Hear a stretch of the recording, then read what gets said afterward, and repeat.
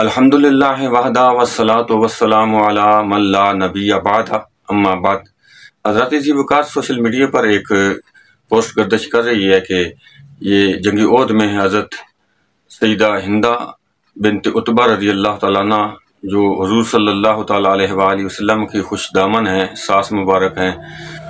ان کے حوالے سے کہ انہوں نے حضرت حمزہ رضی اللہ تعالیٰ عنہ جو سید الشہداء ہیں ان کا جو کلیجہ چبایا، اور اس طرح کی کئی چیزیں ہمارے ذہنوں میں شروع سے ڈال دی گئی ہیں، جس طرح کہ KPK کی اردو کی کتاب میں بھی، نساء میں بھی لکھا ہوا ہے، اور دیگر کتابوں میں، اور ممبر رسول سے ہم بچپن سے یہ سنتے آ رہے ہیں۔ بڑے بڑے لوگ جو ہیں وہ بھی اس پر یہ بیان کرتے ہوئے بڑے خوش ہوتے ہیں، اور باقی سے سبحان اللہ اور بڑی باتیں کی جاتی ہیں کہ حضرت ہندہ رضی اللہ تعالیٰ عنہا نے وہ ان کا کلیجہ چبایا تھا اور یہ کیا تھا، اور ان پر معاذ اللہ پھر لعن طعن کی جاتی ہے۔ تو اس حوالے سے آج آپ کے سامنے اس کی مکمل تحقیق پیش کرتے ہیں۔ اس کی تفصیل اگر دیکھنی ہو تو میری کتاب حضرت امیر معاویہ رضی اللہ تعالیٰ پر متان کا جواب میں ہم نے پوری ڈیٹیل پیش کر دی ہے۔ وہ جو بھی ان کی روایات پیش کی جاتی ہیں اس کی تحقیق اور صحیح سند کے ساتھ جو احادیث میں اس بارے میں موجود ہے وہ بھی پیش کر دی ہے، وہاں تفصیل دیکھی جا سکتی ہے۔ یہاں چند پوائنٹس ہم آپ کو پیش کریں گے اور تفصیل وہاں دیکھی جا سکتی ہے۔ تو اس میں سب سے پہلے یہ ہے کہ یہ مسند احمد میں امام احمد رحمہ اللہ اپنی مسند میں یہ روایت لے کر آئے ہیں کہ وہ فرماتے ہیں کہ عفان نے حماد بن سلمہ سے، اور انہوں نے عطا بن صائب سے، اور انہوں نے امام شعبی سے، اور امام شعبی عبداللہ بن مسعود سے بیان کرتے ہیں، اور اس کا روایت پوری لمبی چوڑی ہے۔ اس کا خلاصہ یہ ہے کہ حضرت ہند بنت عتبہ رضی اللہ تعالیٰ عنہا نے حضرت حمزہ جو کلیجہ چبایا اور اس طرح کی دیگر جو باتیں اس میں پیش کی گئی ہیں۔ جو محمد بن اسحاق کی سیرت ہے اس میں یہ پیش کی گئی ہے، وہ اس حوالے سے بھی آپ کے سامنے پیش کریں گے۔ سب سے پہلے جو مسند احمد کی روایت ہے اس پر ہم آپ کو بتاتے ہیں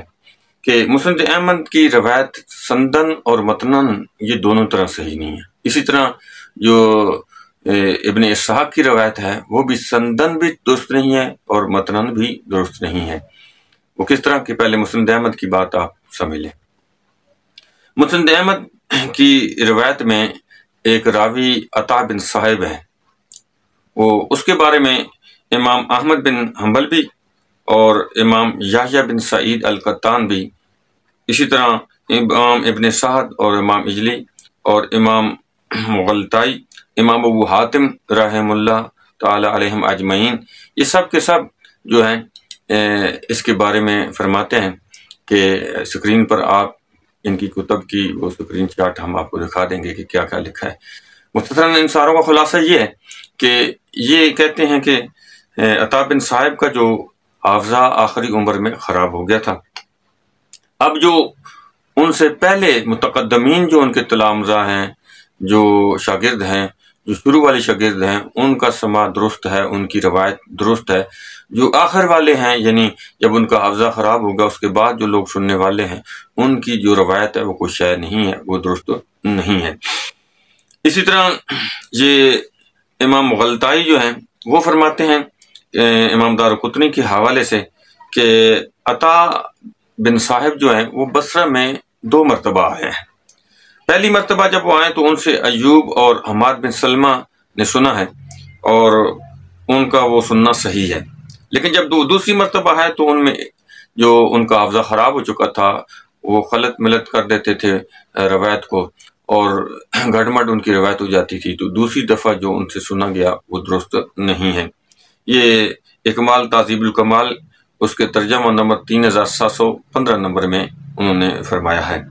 اس طرح سوالات سلمی میں جو دارقطنی ہے اس میں بھی ترجمہ 478 میں وہ یہی بات کہی گئی ہے۔ تو اسی طرح اس روایت کے بارے میں امام ابن کثیر رحم اللہ نے جو ان کو نقل کیا اپنی تاریخ ابن کثیر البدایہ والنہایہ کے اندر، تو اس میں وہ فرماتے ہیں جلد 4 صفحہ 41 میں کہ جو عطا بن صائب کی جہد سے یہ روایت ہے تو یہ روایت ضعیف ہے، یعنی اس کی وجہ عطا بن صائب کا وہ حافظہ اور وہ ساری جو معاملات ہیں اس وجہ سے ضعیف ہے۔ اس طرح امام حسوی نے بھی جو فرمایا کہ مجموع روایت کی 10,072 نمبر روایت میں کہ یہ جو روایت درست نہیں ہے، کیونکہ اس میں جو عطا بن صائب ہے اس کا حافظ درست نہیں تھا۔ تو یہ ساری جو روایات ہیں اس میں جو مسند احمد کی راوی ہے عطا بن صائب، اس چیز سے یہ روایت درست نہیں ہے سندن۔ اور ویسے تو حماد بن سلمہ کا بھی حافظہ خراب ہو گیا تھا، لیکن وہ روایت پر اثر انداز نہیں ہوتا ہے۔ اب یہ بات رہ گئی ہے کہ آیا عطا بن صائب کا سے ملاقات دونوں دفعہ آپ کو ہے، یعنی حماد بن سلمہ کو جب بصرہ میں 2 مرتبہ، پہلی دفعہ بھی دوسری دفعہ بھی۔ تو بعض محققین نے یہ اپنی بغیر دلیل کے یہ بات کہہ دی کہ یہ روایت جو ہے ان سے پہلی سنی ہے، لیکن اس کی کوئی صحیح جو روایت سری روایت موجود نہیں ہے، یا کوئی ایسی دلیل موجود نہیں ہے جس سے ثابت ہو کہ یہ روایت انہوں نے پہلے سنی تھی۔ ہاں، متن کے لحاظ سے جب ہم دیکھتے ہیں تو یہ بات سمجھ آتی ہے کہ یہ روایت بعد میں سنی ہوئی نظر آتی ہے، کیونکہ اس روایت کے متن میں جو اس کا متن شاذ ہے اور اس کا متن جو ہے وہ درست نہیں ہے۔ وہ کس طریقے سے؟ اس لیے کہ اس متن کے اندر جو پورا بیان ہوا ہے وہ یہ ہے کہ مسلمان عورتوں کا ذکر موجود ہے کہ وہ کفار کو، مشرکین کو جو ہے وہ جا کے زخمیوں کو قتل کر دیتی تھیں، جبکہ صحیح روایات کے اندر جو سندن صحیح ہے اس میں یہ بات موجود نہیں ہے۔ اس طرح اس میں حضرت حمزہ رضی اللہ تعالیٰ عنہ کی جو نماز جنازہ ہے وہ 70 بار پڑھنے کا ذکر ہے، جبکہ صحیح روایات کے اندر یہ موجود ہے کہ نبی کریم صلی اللہ تعالیٰ علیہ وآلہ وسلم نے جنگی احد میں جو شہداء تھے ان کا کوئی جنازہ نہیں پڑھایا تھا، بلکہ آپ صلی اللہ تعالیٰ علیہ وآلہ وسلم نے اسی کپڑوں کے اندر اسی حالت میں ان کو دفن فرما دیا تھا۔ اسی طرح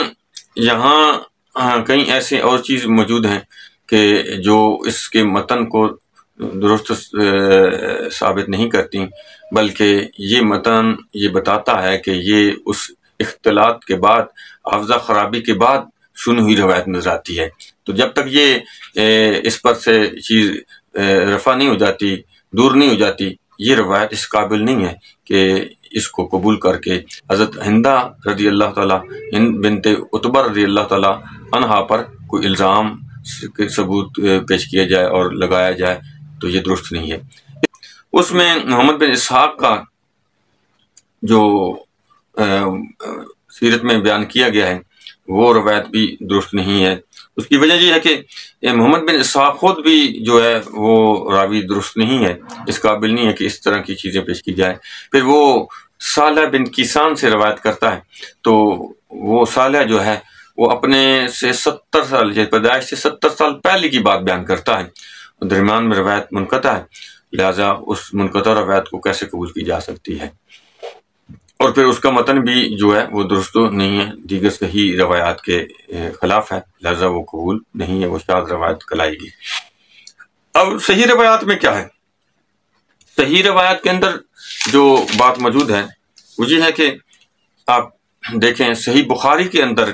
امام بخاری رحمہ اللہ نے ایک پورا باب باندھا ہے حضرت ہند بنت عتبہ رضی اللہ تعالیٰ عنہا کے حوالے سے، کہ باب ہے ہند بنت عتبہ رضی اللہ تعالیٰ عنہ، اور اس میں انہوں نے روایت لائی ہے اور اس میں ان کے اسلام قبول کرنے کا وہ جو معاملہ ہے وہ ذکر فرمایا ہے۔ امام ابن سعد نے بھی اس کو نقل کیا ہے، اور جس کا خلاصہ یہ ہے کہ جب فتح مکہ ہو گیا تو حضور صلی اللہ تعالیٰ علیہ وآلہ وسلم کی خدمت میں حضرت ہند بنت عتبہ رضی اللہ تعالیٰ عنہ حاضر ہوتی ہیں اور آ کر عرض کرتی ہیں، یا رسول اللہ، یا حبیب اللہ، اس لمحہ سے پہلے سب سے زیادہ بغض میں آپ لوگوں سے رکھتی تھی، آپ سے جو بغض رکھتی تھی، لیکن اس لمحہ کے بعد سب سے زیادہ محبت آپ سے کرتی ہوں۔ تو اللہ کے نبی صلی اللہ علیہ وسلم نے جس طرح صحیح بخاری میں بھی موجود ہے کہ فرمایا میں بھی ایسا ہی کرتا ہوں، اللہ کی قسم ہے۔ اللہ کی قسم اٹھا کر اللہ کے نبی صلی اللہ علیہ وسلم نے ان کی حوصلہ افزائی فرمائی اور ان سے محبت کا اظہار فرمایا۔ اب اس میں چند پوائنٹس آپ دیکھیں، دیگر اسی طرح صحیح بخاری کے اندر جو ہے وہ موجود ہے کہ حضرت واشی رضی اللہ تعالیٰ عنہ نے جو قتل کیا تھا حضرت حمزہ رضی اللہ تعالیٰ عنہ کو، اس بارے میں جو پوری چیزیں موجود ہیں کہ وہ کیا ہیں۔ اس میں حضرت حمزہ رضی اللہ عنہ کے قتل کے حوالے سے وہ پوری روایت کیا ہے، اس کا خلاصہ یہ ہے کہ جو عبید بن عدی جو ہے وہ تیمہ بن عدی کے بھائی ہیں، اور تیمہ بن عدی کو جنگ بدر میں حضرت حمزہ رضی اللہ عنہ نے قتل کیا تھا، اور ان کے بھتیجے جو حضرت جبیر بن مطعم جو تھے وہ ان کے غلام تھے حضرت واشی رضی اللہ تعالیٰ عنہ۔ تو اس وقت یہ اسلام قبول نہیں کیا تھا، تو جبیر بن مطعم نے انہیں کہا کہ میں تمہیں آزاد کر دوں گا اگر تم حضرت حمزہ رضی اللہ عنہ کو شہید کر دیتے ہو۔ تو انہوں نے کہا ٹھیک ہے، اور موقع دیکھتے ہی انہوں نے شہید کر دیا اور ان کو آزادی مل گئی۔ لیکن یہاں کہیں بھی یہ ذکر موجود نہیں ہے کہ انہوں نے یہ بات کہی ہو کہ ہند نے مجھے غلام رکھا ہوا تھا، میں اس کا غلام تھا، میں اس کے کہنے پر قتل کیا، انہوں نے یہ جگر چبایا وغیرہ، ایسی کوئی بات صحیح سند کے ساتھ موجود نہیں ہے صحیح بخاری کے اندر۔ تو جو تیمہ بن عدی کے بھائی عبید ہیں وہ جا کر کوفہ میں ملتے ہیں اور یہ پورا واقعہ بیان کرتے ہیں۔ یہ صحیح بخاری کے اندر جو اس کی جلد نمبر 4 ہے، صفحہ نمبر 1494 ہے، اور حدیث نمبر 3844 ہے جو بیروت سے چھپی ہے۔ اسی طرح جو نبی کریم صلی اللہ تعالیٰ علیہ وآلہ وسلم کی ساس مبارک کا جو پورا باب ہے، باب ذکر ہند بنت عتبہ بن ربیعہ رضی اللہ تعالیٰ عنہ، جلد 5 ہے، صفحہ 49 ہے، اور حدیث نمبر جو ہے 3825 ہے۔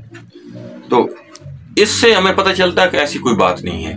اس صحیح روایت کے مقابلے میں تاریخی روایات یا منقطع روایات یا سند ضعیف کے ساتھ روایات یا اس میں جو علتیں موجود ہوں ان کو قبول کر کے ان پر الزام لگانا یہ کسی طرح بھی درست نہیں ہے۔ اب چند پوائنٹس آپ سمجھ لیں کہ سب سے پہلی بات یہ تو بات ٹھیک ہے کہ قاتل جو ہے وہ واشی تھے، اور دوسری بات صحیح حدیث میں معلوم ہو گئی کہ جبیر بن مطعم کے وہ غلام تھے۔ تیسری یہ کہ وہ اپنی غلامی سے آزادی کے لیے جو انہیں وہ ایک دیا گیا بات کہ بھئی آپ کو غلامی سے آزاد کر دیں گے، اس لالچ کی بنا پر انہوں نے حضرت حمزہ کو شہید کیا۔ تو بعض مورخین جو تاریخ دان ہیں انہوں نے یہ بات لکھی ہے کہ واشی کو جبیر بن مطعم نے کہا، اور بعض نے کہا کہ نہیں جی یہ جو ہند بنت عتبہ نے کہا ہے۔ بعض نے کہا کہ میں جبیر مطعم نے کہا کہ میں تمہیں آزاد کر دوں گا، اور بعض نے کہا کہ یہ ہند نے کہا کہ میں تمہیں آزاد کر دوں۔ تو سوچنے کی بات ہے کہ جب وہ ان کا غلام ہی نہیں ہے تو وہ کیسے آزاد کر دے گی۔ اس کے بعد چھٹی بات یہ ہے کہ اس جنگ میں قریش کی متعدد عورتیں تھیں اور بہت سارے اور لوگ بھی تھے، جس میں دیکھیں آپ ان حاضرین میں سے حضرت اکرمہ بھی موجود تھے، حضرت عمر بن عاص بھی موجود تھے، صفوان بن امیہ بھی موجود تھے، اور اس طرح ابو سفیان بن حرب بھی موجود تھے، ابو سفیان بن حارث بھی موجود تھے، اور اسی طرح واشی القاتی جو واشی تھا وہ قاتل ہے حضرت حمزہ کا، وہ بھی موجود تھا۔ اس طرح سیدہ ام حکیم بنت حارث بھی موجود تھیں، سیدہ فاطمہ بنت ولید بن مغیرہ بھی موجود تھیں، سیدہ ہندہ بنت عتبہ بھی موجود تھیں، اور دیگر کئی لوگ موجود تھے خود اس کے چشم جید گواہ تھے۔ یہ سارے لوگ جو میں نے بیان کیے یہ مسلمان ہو کے بعد میں، یہ سب کے سب اس وقت چشم دید گواہ موجود تھے، لیکن ان میں سے کسی ایک سے بھی کوئی روایت موجود نہیں۔ ابن اسحاق ایک اپنا منفرد روایت پیش کرتا ہے، اسی طرح یہ جو عطا بن صاحب کا حافظہ خراب ہونے کی وجہ سے اس نے اپنے کئی چیزوں کو مکس کر کے پیش کر دیا ہے۔ تو اب آپ دیکھیں یہ کوئی بھی بیان نہیں کرتا ہے۔ اسی طرح آپ دیکھیں کہ جو میں نے یہ نام بیان کیے یہ سارے کے سارے اس میں موجود تھے، اور عورتیں اور بھی تھیں، حضرت ہند بنت عتبہ کے علاوہ بھی عورتیں اس میں جو لاشوں کو خراب کرنے موجود تھیں، لیکن کسی ایک کا نام بھی کوئی نہیں لیا جاتا۔ اور اس کے بعد شبلی نعمانی جو ہے اس نے اپنی سیرت میں ان کو جگر خوارہ کہا ہے، اور کہا جی یہ تاریخ میں یہ لکھا ہے اور لغت میں یہ بات موجود ہے کہ اس وجہ سے کہ انہوں نے جگر کھایا تھا، اس کا نام ہی جگر خوارہ پڑ گیا۔ تو آپ لغت کی کسی کتاب میں دیکھ لیں ایسی کوئی بات نہیں ہے۔ اور جگر خوارہ جو لفظ ہے یہ عربی کا ہے ہی نہیں، یہ فارسی کا لفظ ہے اور اس کو فٹ کر دی گیا۔ یہ صرف اور صرف جو بنو امیہ کی بغض میں ان صحابہ پر اور دیگر لوگوں پر جو تان وارد کر کے ان کے خلاف جھوٹ گھڑا گیا ہے۔ اور یزید تو لانتی ہے، اس میں کوئی شک نہیں، پر یزید کی وجہ سے تمام لوگوں کو یہ کہنا یہ درست نہیں ہے۔ اسی طرح ابن اسحاق کے سوا یہ کوئی روایت نہیں کرتا ہے۔ اسی طرح جب حضرت واشی اس صحیح بخاری میں جو روایت موجود ہے، حضور صلی اللہ علیہ وسلم کی بارگاہ میں حاضر ہوئے، آپ نے اسلام کو قبول فرمایا اور کہا کہ نہیں، تم نے میرے چچا کو قتل کیا، لہذا میرے سامنے اپنا چہرہ نہ دکھاؤ، تو وہ چلے گئے اور کبھی پھر دوبارہ حضور کی بارگاہ میں نہیں آئے۔ لیکن جب حضرت جبیر بن مطعم یا حضرت ہند بنت عتبہ رضی اللہ تعالی عنہا حضور کی بارگاہ میں جاتی ہیں، حضور صلی اللہ علیہ وسلم کا استقبال فرماتے ہیں اور ان کے اسلام کو قبول فرماتے ہیں، ایک لفظ بھی ان سے کوئی ایسی نہیں کہتے بلکہ اپنی محبت کا اظہار فرماتے ہیں، جس سے پتہ چلتا ہے کہ اگر ان کا کوئی تعلق ہوتا، جس طرح حضرت ہند بنت عتبہ کا کوئی تعلق ہوتا، کوئی ایسی بات ہوتی جو کچھ یہ بیان کیے جا رہا ہے یہ درست ہو، تو آپ ضرور ان کو کوئی بات فرماتے جس طرح واشی کو کہا۔ ایسی کوئی بات نہیں ملتی، لہٰذا یہ درست نہیں ہے۔ اس طرح دیگر کئی صحابہ کرام اس جنگ میں شریک تھے، کسی ایک نے بھی یہ بات نہیں کی ہے۔ تو سند صحیح کے اور صحیح بخاری میں جو موجود ہے اس کے مخالف جو روایات درست نہیں ہیں ان کو لے کر حضرت رسول وسلم کی خوش دامن اور رسول کی ساس مبارک پر تان کرنا یہ درست نہیں ہے۔ تفصیل لکھنی ہو تو میری اس کتاب میں پورے ہم نے اسماء الرجال کے وہ پیش کر دیں، یہاں بھی ہم چند جو چیزیں بیان کی ہیں اس کے جو پیجز ہیں وہ آپ کی اسکرین پر نظر آئیں گے۔ اللہ تعالی ہم سب کو